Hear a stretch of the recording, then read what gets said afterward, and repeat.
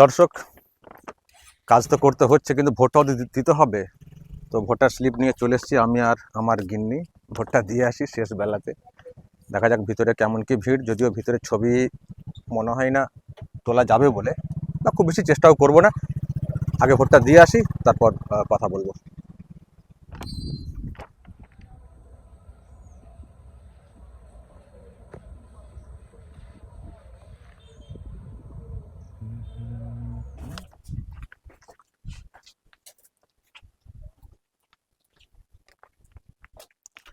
Vote হলো তো?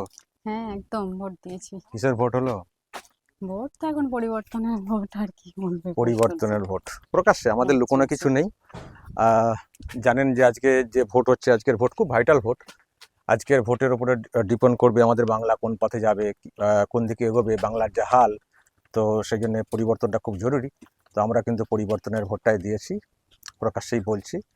কারণ এই বাংলার পরিবর্তন খুব জরুরি। আমি জানি না কি হবে, পরিবর্তনটা আদৌ হবে কি না, কিন্তু আমরা পরিবর্তনের পক্ষে যে আছি সেটা ওপেনলি বলেই দিচ্ছি।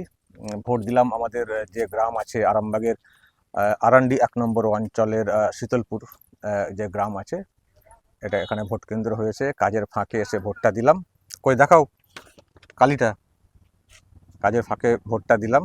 দেখা যাচ্ছে তো ভালো করে? দাঁড়া, এদিকে এদিকে ঘুরি, এদিকে ঘুরি। হ্যাঁ, ঠিক আছে, হয়ে গেছে। আচ্ছা আচ্ছা, আমি একটু দেখাই দর্শক আমাদের যে গ্রাম এলাকা।